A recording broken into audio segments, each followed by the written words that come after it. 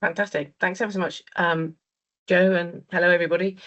Yeah, my name's Mimi. I'm actually a consultant in running for the National Trust, which sounds a bit of a weird one for the National Trust, but it's a Sport England funded project where I look after running, somebody else looks after cycling, uh, another person for water sports, and then there's a walking offer as well.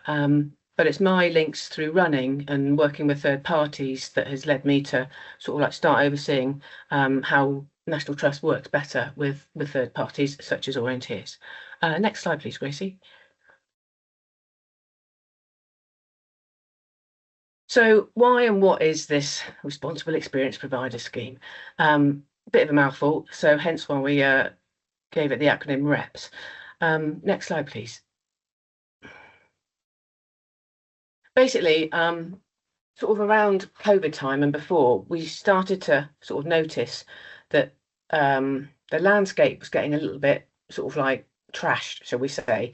And then that went through the roof sort of post-COVID with quite a lot of informal, formal activities going ahead. And they caused quite a few problems in terms of not just sort of litter, single-use pollution, or just impact, but also it was almost like contamination. So the picture there of the canoes, and they're actually trying to take out some of the invasive species. But you know, there's an awful lot of organic matter that gets moved between people just through use, and that can contaminate sort of some of the environments and things. So we were having a few problems and a few headaches around that. But also what was coming with lots of people in these sort of wilder countryside places was, a fair degree of access, which is what everybody wants. And so that, to a degree, you know, touched different audiences for National Trust and a lot of these kind of organisations similar to us that we wanted to see. We want to see more people doing more across our places. But it just became a little bit of a management headache. Next slide, please, Gracie. So what we thought in the first instance, how can we talk to everybody and just get like a real basic level of understanding, so that you can crack on and use our places or any place. I'm not just talking about National Trust here. What's the sort of like simplest best practice that anybody could do, whether it's a PTA group or it's a large sort of organisation or commercial organisation. And we came up with a few sort of key themes.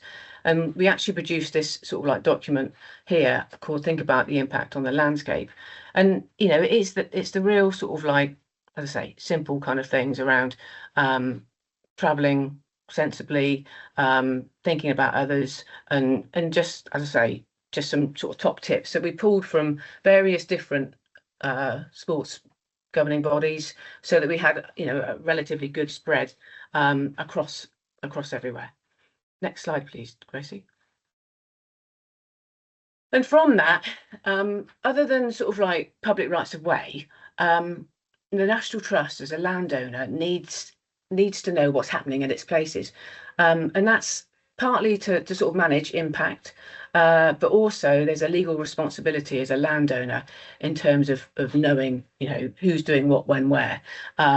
And there have been quite a few instances, not orienteering related necessarily, but where our rangers have been out sort of, doing their thing, and they've stumbled across one particular instance was across one of the headlands in Cornwall, and somebody had set up like a highlining rig, and it was quite impressive by all accounts because it was across a headland, and there was no, we didn't know anything about that. They were doing it in pretty sort of dodgy weather, to say the least, and there was obviously a risk to the individuals who were involved. And yeah, we could have just like turned a blind eye, but sadly, because of land ownership and all those sort of legal liabilities, it isn't always possible just to turn a blind eye because we do have some sort of responsibility. So from the Think About the Landscape Impact document, we worked out that we needed to have a bit of a process in place so that everybody can have an idea about, the best way to work with National Trust and look after some of these landscapes and things that, we're all we all love to enjoy and get out into. So this is an example here of the experience planner, which I think is available on British Orienteering's website now, and it just gives anybody and everybody, yourselves included, a few sort of like top tips of what to expect when you're sort of like coming to talk to us about what you want to do across our places. And I appreciate, many of you have had experiences working with the National Trust over the years, and I think drawing on those experiences and how we came to where we are now, it's been a pretty mixed bag. And so that's why, as I say, we've tried to scoop all the good, the bad, and the ugly up into the sort of, well, losing the ugly a bit, but scoop it all up into the Responsible Experience Provider Scheme and try and make it better for everybody, so that we all can sort of like get out there and enjoy what we want to enjoy. Next slide, please, Gracie.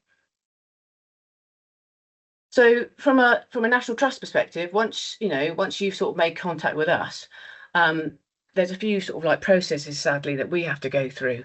And it has to be said, and I'm really sorry to say this, not many of our ranger or visitor experience teams, so the guys that you're probably going to come into contact with, are probably passionate orienteers such as yourselves. So they're probably trying to juggle a few things on their desks. And sadly, a lot of the outdoor sort of recreation sort of requests and things don't always get to where they need to get to in a timely sort of fashion. So again, this is the process that we have made our guys go through, so that there's kind of a bit of a shared sort of process in terms of getting things done. So as I say, there's various types of land that National Trust looks after, and we have to sort of like sometimes ask our estate managers as what that looks like, because tenanted land can be quite complicated, to say the least. Commoners' land is even more complicated, and then you've got triple SIs and designated land where additional sort of consents are required. So although we may own the land, Natural England or National Resources Wales may have ideas about what they want or don't want to see going across some of these habitats, because those are obviously the ones that are sort of slightly more significant for nature sort of generally.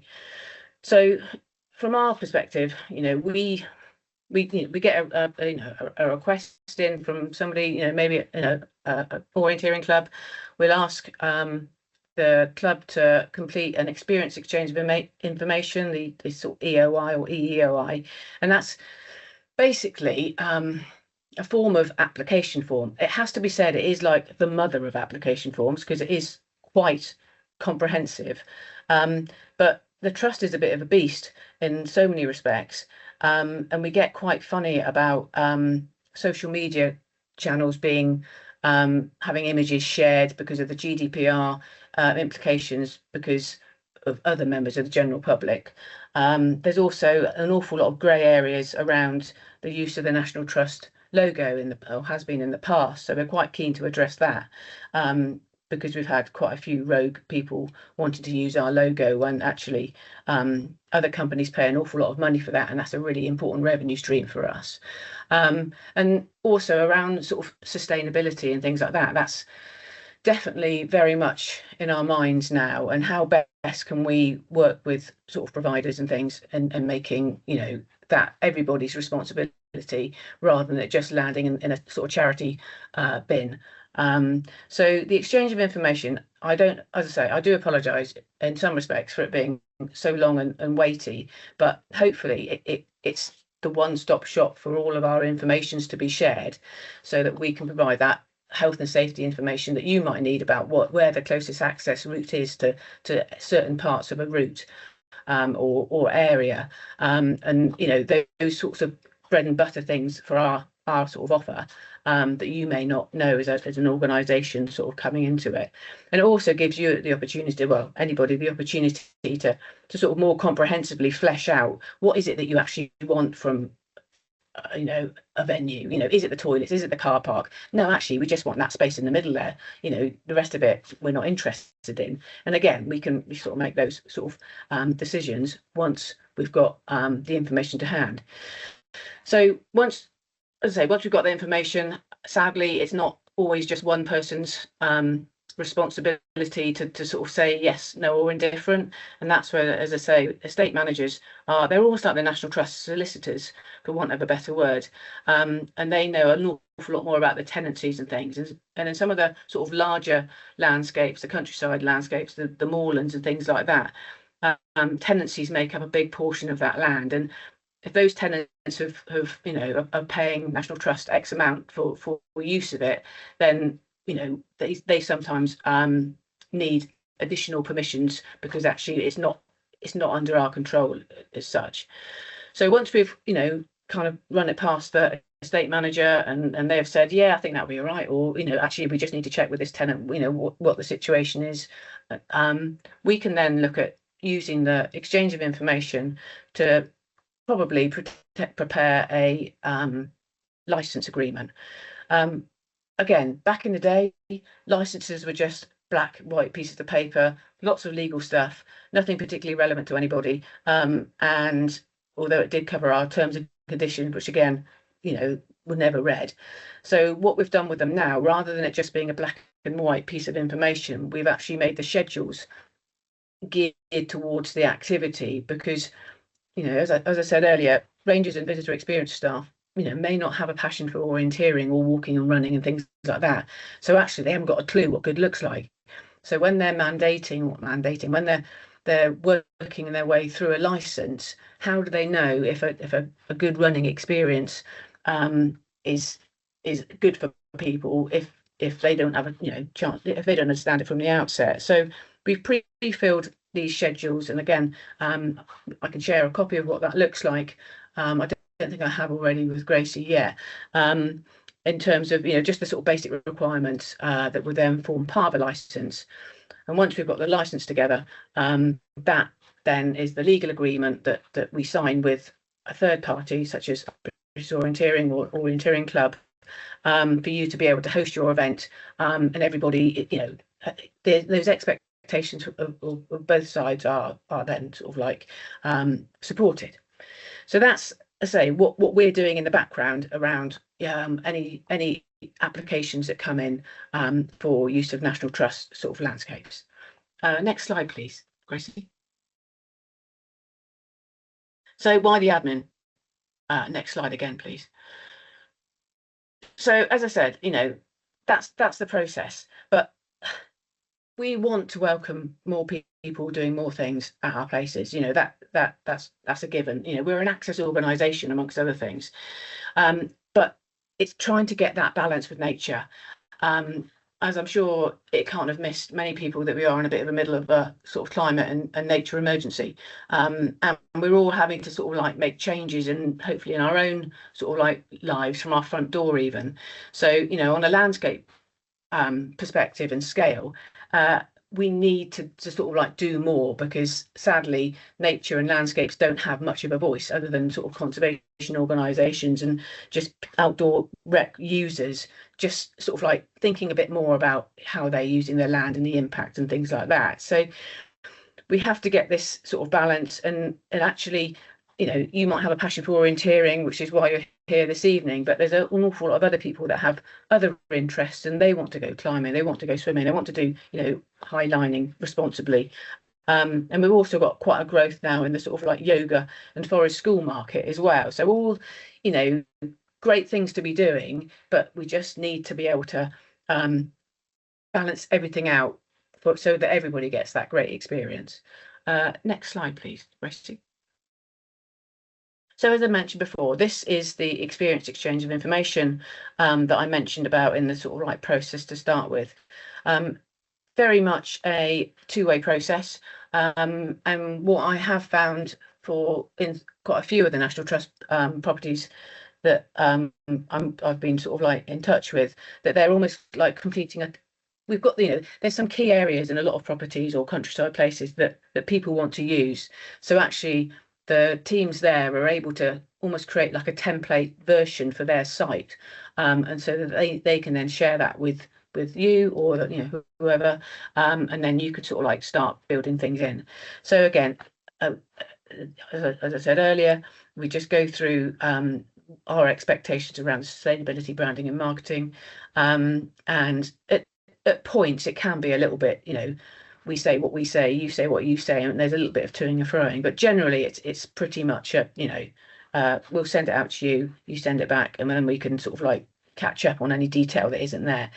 What has been in the problem in the past, and again, another reason why we designed this experience exchange of information, is we can get given event plans like, they are like 40 pages long, and they are so full of information that actually the bits that's critical or important to a national trust decision gets completely lost in those 40 pages. The ranger, the visitor experience officer or manager or whoever's overseeing it loses the will to live quite quickly because it's not relevant to them, and probably somebody else has just come into the office and asked them to do something else, or there's been a first aid incident, and the information just gets lost. So again, that's another reason why we introduced this sort of experience exchange of information specific to the National Trust, so that we can get that information as accurately as we need it, and hopefully we can pass the fact that it doesn't take us 2 or 3 weeks to sort of like read the whole document. We can pass those sort of time savings back on to you. Next slide, please, Gracie. So then again, as I mentioned earlier, this is the sort of like schedule side of things. So it's just like an added sort of like sheet behind the license. We've also noticed across a lot of the experiences there are some core things, and signage, impact and waste is very much a core thing across all experiences. And I completely accept that orienteers are generally not little outs or single-use pollution polluters, but I completely accept that. But what we're trying to sort of support now is that every now and then we can all drop some single-use pollution by accident, and why don't we start sort of like paying it forwards, and actually just making the landscape better for everybody, accepting that every now and then we're going to make mistakes ourselves. So signage, impact and waste is a really important area. We've also come across the amount of single-use cable ties that get used around putting up routes and events is absolutely phenomenal. And I know reusable cable ties can be more expensive from the outset, but actually the clue's in the name. You can reuse them, and actually they're so much better for the environment. Failing that, I'm a bit of an advocate of string and twine, because to a degree that at least does biodegrade if it has to. And paint can also be another sort of fairly contentious area depending on where it gets put, in terms of the contamination of the area and things like that. So that sort of thing is core across all schedules. Next slide, please, Gracie. Then, as I say, this is the license part of the world. So, as I say, I would imagine the majority of orienteering agreements will be a license, because you don't really want anything else from us other than a bit of our space. And thankfully, you're probably not going to be looking at using our logo, because that is a whole heap of pain for you. I'm just putting it out there now. You don't need our logo. But with a license comes additional legal sort of documentation that's required, and that's in the form of a risk assessment, public liability insurance, employer liability insurance, and certainly with orienteering and some of the sort of like more windswept, widespread areas that you guys get into, your missing persons procedure and your rescue and emergency response procedure. These documents have to be checked by our sort of estate managers, because technically the public liability insurance can only be checked by an estate manager, because they've got the surveyor competency to be able to sort of oversee that. This then gets signed, and then it gets a copy back to you. So everybody, as I say, all these sort of expectations and things are then sort of like filed, and everybody knows what's happening where. Next slide, please, Gracie. So just to go through a few of those documents a little bit more, because I think they quite often get talked about, but actually what does it mean? Risk assessment, obviously pretty important. And what there has been a big tendency for, which is really not helpful, is just for templated documents to be sent to us. And not only does that just show a lack of interest in the site and the significance of what the site may or may not be, but also if you don't understand a particular site, how can you manage those risks in all seriousness? So it's really important that you sort of like, or anybody actually knows the site well enough to be able to have a fighting chance in terms of knowing what the likely risks may or may not be. We're able to review risk assessments, and because there's obviously parts of our landscape that a third party such as yourselves wouldn't have a clue about. Certainly down in Dorset where I am, there's quite a risk of cliff falls and things like that, and to a degree we know where the sort of like the higher chances of that may or may not be. So to anybody planning a route, they can certainly put it forward, but we can then say, well, actually that's not the best route because of X, Y, and Z, and they can then go back and then mitigate that risk through their own measures. Public liability insurance, that's generally, I'm sure you're all very familiar with that side of things.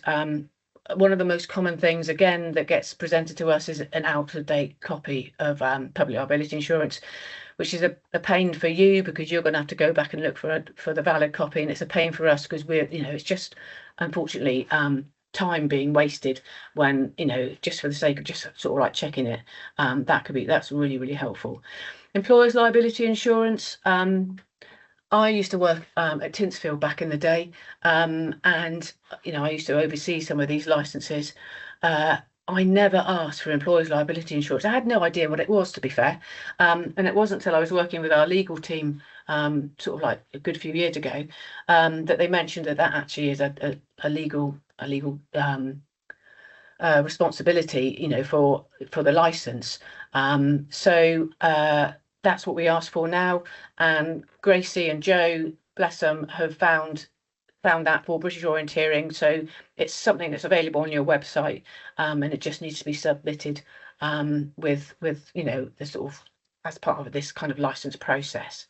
Again, as I mentioned previously, specifically to orienteering, because of the nature of the landscapes that you're usually sort of in, missing person and your rescue and emergency response are both sort of needed. And again, they need to be site specific and event dated. It's not acceptable just to bang in, oh yeah, this is what happens for events over 500 people.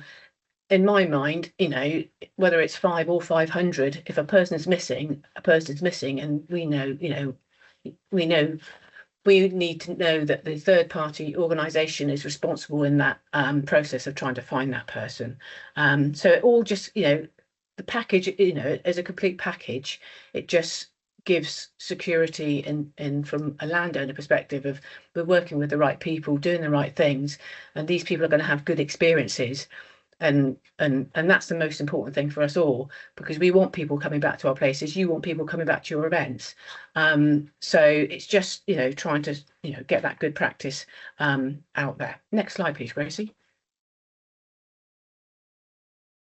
So with all this kind of license work and this, that, and the other,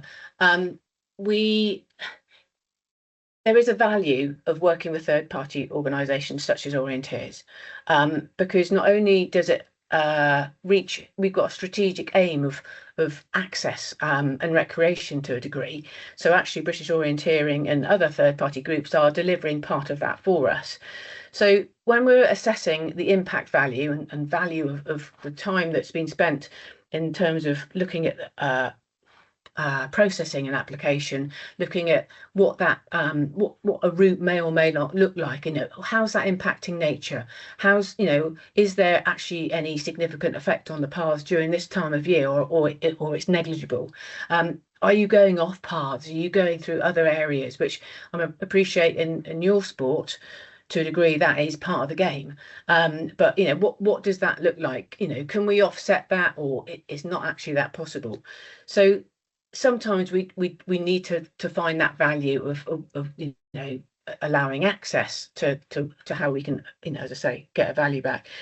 The most simplest and the one generally preferred by everybody, third parties and National Trust, is just to have that advocacy piece. So, what content has National Trust got that could be shared as part of, the comms in your event to your audience? We're not necessarily reaching orienteers or other third party participants. So you're that, that kind of opportunity to be able to sort of share about the significance of certain species in certain areas, and how you can better look after things in terms of use of the land and things like that. So it can be as simple as a school visit, and allowing allowing that access, so that those children go back and talk to their parents about visiting Montacute Park, for instance, and what an amazing thing that has. And that's of a value. More significantly, if there's more impact at a place from the use of this, from the use of the site, then we might look at how about a bunch of your orienteers coming back and doing some gorse clearance for a day or two. Quite often that appeals to a recreational audience because it's a chance to actually get out in nature and be a bit physical, and you feel like you've done a decent day's work. Back in the day when I was a ranger, I think I was the fittest ever I've been, and I've done a few things, including an Ironman.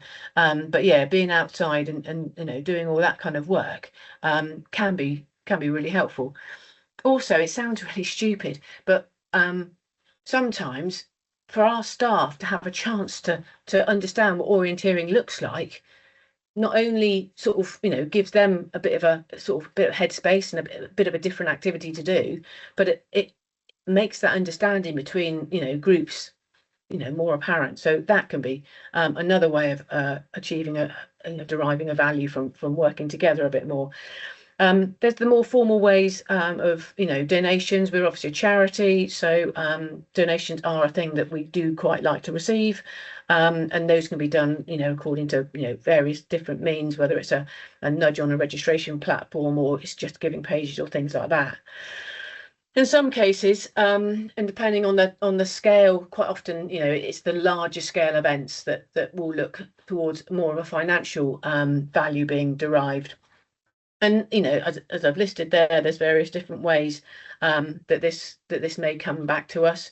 And in some cases we'll have almost like a mitigation clause as part of the license, knowing that we imagine this would be absolutely fine, but should 300 people and you have an adverse weather event the day before wash away paths after 300 people have gone through, there might be some sort of penalty clause as such. But this is why getting to know your site, getting to know those people and understanding those people really helps, because you can get a feel for is it worth taking that risk, or is there another time of the year that we could do it, or could you recommend a different route? And it's all about building up those sort of relationships. And as I say, it's not the ideal scenario to slap people with a fee, and quite often it's one of the sort of like last decisions, but it is something that sometimes we do end up using, depending on the scale and the impact from there. And having said that, quite often there's a bit of a hybrid approach. So any combination of okay, if you scratch my back, I'll scratch yours, but we still need to pay somebody to look out, look after the car park, because nobody else is going to look after that for us, and we need to maximize that space because we're expecting an extra 300 cars or something. So again, it's about making friends with site teams, and having those sort of conversations, and building up that relationship from there. Next slide, please, Gracie. There you go. So that's my potted history of all things Responsible Experience Provider Scheme, and yeah, pop your questions in the chat and we'll catch those later, but I'm just going to hand over to Gracie now. Brilliant. Can you hear me okay? I can't see anyone, so hopefully you can.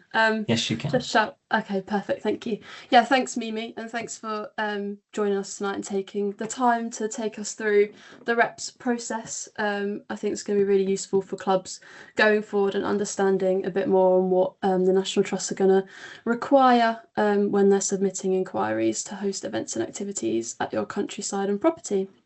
So whilst we're sticking on the National Trust, I thought it'd be good to just go through a couple of the resources that are available on the British Orienteering website now.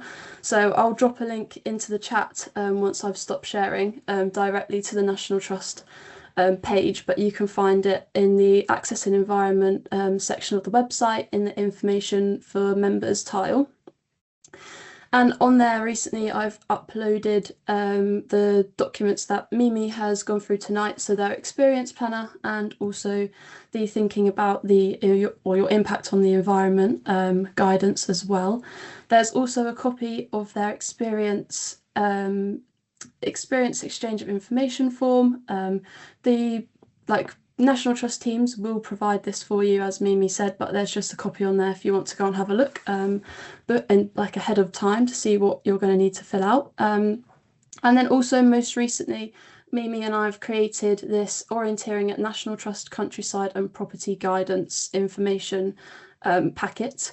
So it's just 4 pages and it's just going to take you through things all about applying, putting in your inquiry for an event or an activity at a National Trust countryside or property, gives some guidance on timings of when you should look to put your request in, all of the different documents and information that the teams are going to require to be able to process your inquiry, and then also takes you through like a stage by stage process of what the teams are going to need, just like what Mimi has gone through tonight. So just going away a little bit from the National Trust, I'm just going to give you a little reminder sort of on the importance of looking after the places we run and more on what we can do to limit our impact on these areas and the environment. So just looking after our landscapes more generally, as we're all very aware, orienteering relies on access to our natural spaces, whether that's forests, moors, or just more open landscapes, which makes our actions towards and impacts on our environment and the places that we're running really important, and how landowners are viewing, like what Mimi has said, the impacts and what we're doing to reduce the impacts we're making on the places that we're running. And as I said in the slides, preserving the landscapes we enjoy now will only support longer term land access. So anything that clubs are doing now to show landowners what we're doing to reduce our impact on the places that we're running is only going to help support our access in the future. And just a reminder that sort of every event or activity coaching session that we're hosting on land that isn't our own is a public demonstration of orienteering and orienteers' environmental standards and how we're looking at caring for the land that we're using. So looking more to how we can minimise our impact, I've taken this from the British Orienteering Club Sustainability Guide, which again can be found in the Access and Environment pages on the British Orienteering website. I hope this isn't too new to anybody. I'm hoping that you've probably all hopefully seen this before. If you haven't, then I'd advise that you go and take a look at it. But just to go over a couple of things that you can look to do within your clubs if you're not already doing these to help minimise the impact of your events and activities. So looking at sort of travel and transport, a lot of clubs I know are already doing this, but with car sharing and encouraging car sharing as much as we can in event information. This can be done through club group chats or platforms such as LiftShare, but it's going to help reduce that carbon footprint of your event or activity and therefore have a more positive impact on the environment. And the same goes with sharing information about any public transport options that might be available. And we're obviously aware that not all orienteering areas are in overly accessible areas and places via public transport, but where possible, providing that information and encouraging your members to attend an event by public transport is going to help again with your carbon footprint. And if you are interested in trying to sort of calculate your carbon footprint for an event or activity, if you haven't done so before, again, in the Information for Members section on the Access and Environment pages, you can find a couple of different resources which will help you calculate that. So then moving on to printing, obviously with digital registrations we often have a slightly better idea of how many people are going to be turning up to our events, and avoiding the overprinting of maps is going to reduce the amount of paper that we're going to be using. So again, is going to be helping to reduce that impact. And then if you do have any maps left over, trying to reuse them for training or mapping of future courses in that area is going to be better than just popping them in the recycling or in the bin. And where possible, using recycled paper if you can. And then with water and waste, so in your event information, just encouraging the use of reusable water bottles to participants, members, to help reduce the number of plastic bottles that are going in the bin afterwards. And then also operating that 0 litter policy, so anything that comes in, people should be taken away with them, especially if there's limited waste bins, but we'll come to that a little bit later. And then event organisers are encouraged to obviously sweep the area following an event, and I'm sure at most, if not all, volunteering events we should already be doing this, but just to make sure there's no rogue maps, control descriptions or crisp packets left behind, just making sure that we're taking all that away with us, because again, if a landowner sees that we're leaving anything like that behind, they're definitely going to be less inclined to let us come back again. And again, so moving on to sort of your event logistics, so providing participants with different waste bins, general recycling helps reduce the amount going to landfill, and also reducing the duplication of infrastructure can help concentrate sort of the impact of your event to like a small area and be easier to sort of effectively manage like your environmental impact from your event assemblies. And then just with touching to event signage, again, kind of what Mimi sort of suggested, investing in sort of durable and weatherproof signage so it can be reused, trying to avoid using signage once and then sort of popping it in the bin, and then making sure we're cleaning signage after use as well, drying it out before putting it back into storage. That again can help increase the lifespan so you can use it a few more times before it starts looking a bit worse for wear. And then, although it can't always be avoided, but trying not to like brand up event signage for specific events where possible. So just keeping our starts and finishes, for example, just very generic, not having specific branding for those.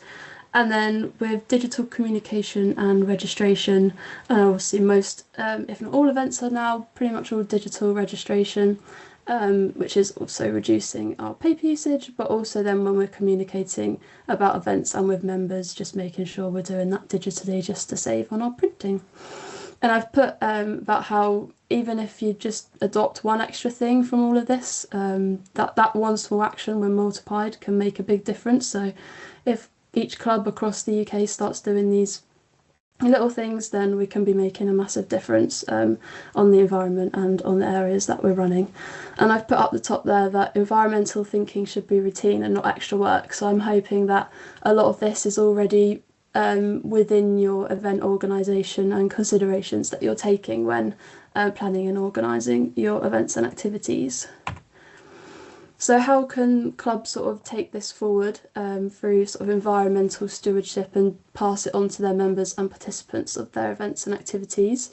Well, taking sort of responsibility to care for the places we run, like we've touched on, and also creating like a culture for environmental care of our young orienteers, so showing them how important taking responsibility for the environment and looking after the places that we're using for orienteering events now will hopefully stem it in them to take those values forward as then they grow up and hopefully take over with the event organising and planning of our events and activities. And then finally, just encouraging all of our members and participants to adopt a leave no trace mindset when attending your events and activities, and to advocate for eco-conscious behaviour, putting all their rubbish in the bin, not damaging bits of land, and just making sure that they're thinking about their behaviour when at our events and activities. So just finally leave you on that environmental care isn't about the paperwork restricting your courses or stopping orienteering.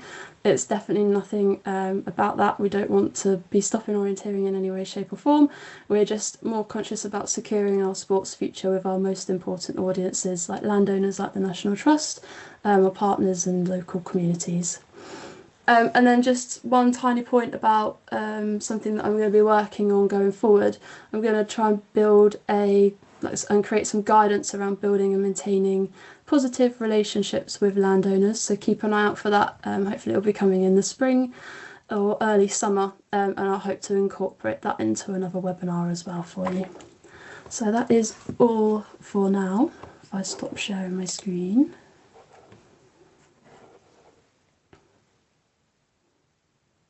Excellent. Thank you very much, Mimi and Gracie. It's really good to see all the work from, the British Orienteering side as well for us, and also from the National Trust and landowner side too. So I think there's a lot to think about there. I'll open up now the floor for any questions. I've not seen anything in the chat thus far, and I'll take a quick look in the Q&A as well. And I can't see much there either. So Joe, can I just say one thing which I've just remembered that I forgot to mention, and my absolutely. And it builds on the slides that Gracie just shared as well, around the sort of like litter and single-use plastic and those sorts of things. We are doing a fair amount of work with a organisation called Trash Free Trails. I daren't try and look at the link and put it in the chat because you'll lose me, hence why I haven't got the video on. But Trash Free Trails basically are using litter as a means of lobbying the companies that are creating it. So Red Bull, Monster, all those sorts of big hitters, Coca-Cola. And their theory is, rightly so, that unless we can quantify what litter is causing the problem, how can we change behavior and create like a better environment for everybody. So it is a real pain in the ass because I've done it, but maybe this is something as part of a younger audience's interest or not. If you can take the litter that is collected from a site and actually lay it out, how many Coke cans are there, how many Monster Ball, and then this gets submitted to Trash Free Trails. The data from all our wild spaces and green spaces is actually going to start making some impact, and they are using it now to, as I say, lobby government and lobby the sort of like the other companies involved, and it's really starting to sort of gather pace. So that would be another way of actually positively to a degree engaging with single-use pollution litter, and actually doing something more with it than just recycling it and putting it in the bin. It's actually got a bit more meaning to it. But yeah, that was it. Thank you, Joe. No problem at all. And I did a quick Google and popped a link for Trash Free Trails into the chat as well, to save you nearly getting lost on the way. I was going to say, yeah, that would be the end of it. And Gracie's also popped in the link to the National Trust resources as well on the British Orienteering website. So they're both in the chat for everybody to have a look at. If we do have any questions, please feel free to use the raise hand function at the top of the screen if you'd like to unmute and ask, or alternatively, you can pop them in the chat or in the Q&A. I've not seen any that have come in via email to me, but if you would like to do that as well, that's also an option. And if there's any questions that you don't want to ask now, then you can also pop them through to myself or to Gracie via email as well. I'll give you an extra minute or so just in case somebody's typing away in the chat, because I know the feeling of typing your question and the presenter moves on. So I'll just give you a moment there. I can see Paul with a hand up. Hi, Paul. Hello. Yeah, this is possibly my complete ignorance. I'm quite new to orienteering, but you were saying that employers' liability insurance needs to be in place. So I guess that means orienteering clubs insuring their possible liability to their volunteers. Am I understanding that right? Yeah. Yeah, okay. and you're all covered, Paul, so it's good. There was a mild moment of like, what does that look like? But it's all covered, so. It's all covered within British Orienteering, is that what you're Yeah, saying? you just need to present the National Trust with that certificate, which I think Gracie's got as part of that. Okay, great. Just the usual public liability insurance. It's all covered under there. It's all on that one document. Okay, and because we're affiliated to British Orienteering, that's job done, yeah? Yeah. 100%. Yeah. Okay, great. Thanks. Thank you very much, Paul. We have a question in the Q&A from John, who asks, Mimi, can you give us an idea of how long the process takes between submitting the EEOI form and obtaining a license? Also, how early should we apply? Yeah, piece of string, slightly. The problem that we have, we ask for 9 months, minimum, because, as I say, there are a number of processes that we have to go through, and that sort of guarantees a bit of that liaison internally. We have another slight issue when routes and courses go through triple SIs and nature designations. Although we're the landowner, we actually have to go to Natural England or National Resources Wales to seek their permission for these additional activities for use, because obviously there could be these areas are designated for particular species who might be on a priority list, or generally are on a priority list, and habitats, again, it doesn't have to just be birds or animals. It can be the heather and the vegetation and things like that. So when we have to go to Natural England or NRW, they have an even more limited capacity in terms of people on the ground to sort of provide consents. So they ask for 6 months minimum time themselves. So I guess the bottom line is, the sooner that you think that that's a good event that you want to host or develop, just go and come and talk to us, please, because as soon as we've got an idea where or what the area is, we can either it's not Natural England, it's not a triple SI, it's just going to need to go through our process. We haven't got livestock grazing there at that time, I don't think, and we can just start working all those things through. And it's like anything, if you're well prepared and well planned and you've given things time, usually the experience or whatever it is works out really well. But if you're up against it and you're chasing your tail, it has a habit of going pear-shaped. So where possible, if you can get your just get your inquiries in, just so that you've got a foot in the door, then we can work with you and probably give you an idea of what that timescale looks like. And that's the whole point of putting a process internally in, so that again, I'm well aware that a lot of applications just disappeared into the ether, and that was completely unsatisfactory to outdoor providers, third-party providers such as yourselves.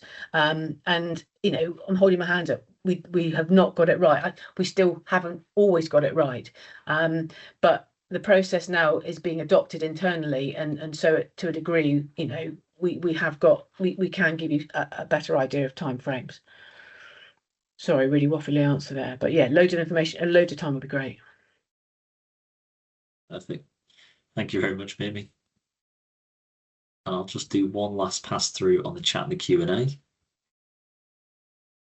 One thing I will just say about that, and there has been a problem in the past, not to orienteering, to be fair, what really winds property teams and us up is when we're aware that there's an event going ahead and nobody's actually bothered to get in touch with us.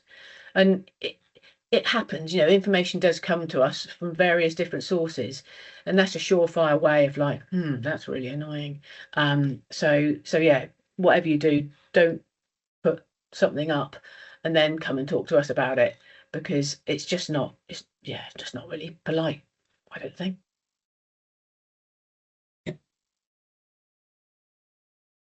Perfect. And I think with that, I can see a physical hand up from Raymond. If you'd like to unmute, it's good to see a physical hand up.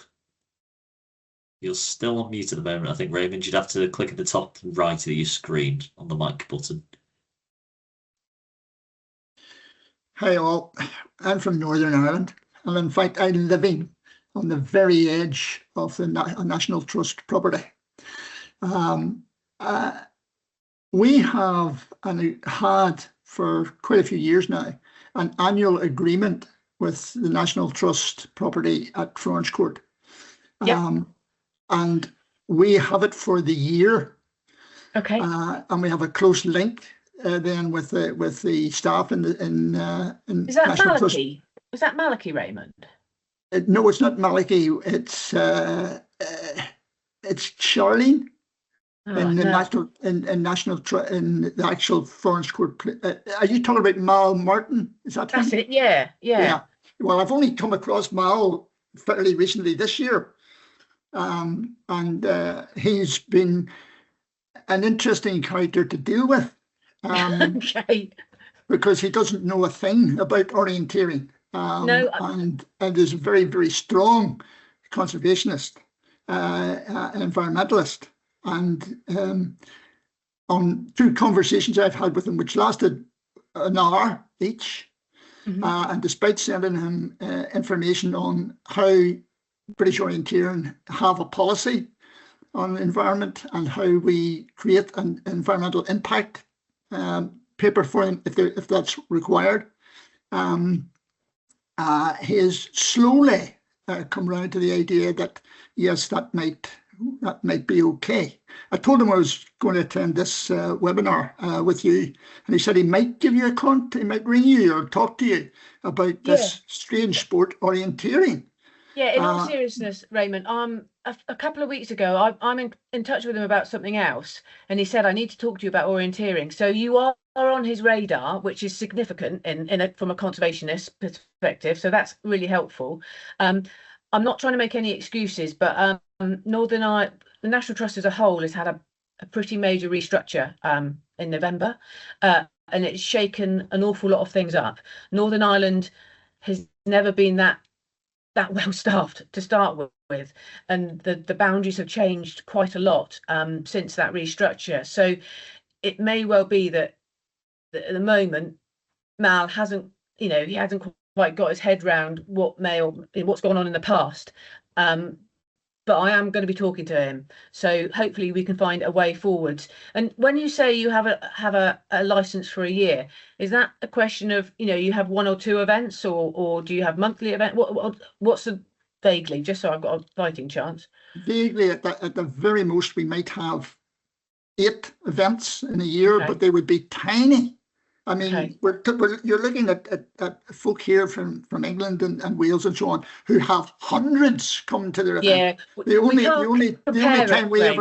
time we ever have 100 would be probably a Northern Ireland Championship. So we're always dealing with very small numbers. In fact, we have an event at National Trust here on Thursday next, helping the Science Festival. And we expect to have maybe 28 people.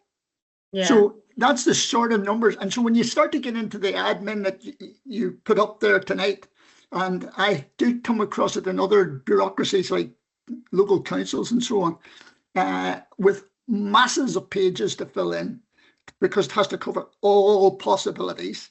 Yeah. And if you have to do it for every single occasion, despite the fact that the others of all for the last 20 years have gone on remarkably, it does get very frustrating. And you're also talking here to an old M75, and who's been doing this for 40 years. And my concern is that the folk in our very small club who are coming through, the youngsters like the 50-year-olds who are coming through, will find this really almost horrible thing to try and do, and will possibly disappear out of it and say it's not worth the trouble. And that's again, everything's about balance, Raymond, and to a degree we need to work, to respect your opinion, but also the fact we are in a nature and climate emergency. And yes, the numbers of your sessions may well be quite small, but if the landscape is that significant, then even low numbers on a have a cumulative effect. But as I say, I'm going to be talking to Mal at some point in the near future, because he has said that he wants to talk to me, and I will put that on my list of things to do, to give him a shout and chase that up with him, and try and get that conversation in the next few weeks. So at least we can give you an opinion of what's the best way forward with regard to this. Can I say, one of the things we'd hope to do, there are 2 other properties in Fermanagh that haven't been mapped. One beside down Skiln, Castlecool, and the other Crumcastle down in South Fermanagh. And we hope to map them this coming year. And one of the reasons for talking to Mal was, would this license that we have with Florence Court, which works very well, and you could ask anybody in Florence Court and they'll say it's been wonderful. And we even had the Irish Sprint Championships in Florence Court a few years ago with it must have been nearly 150 people. I think some of the folk here will always smile and go, "Is that an event?"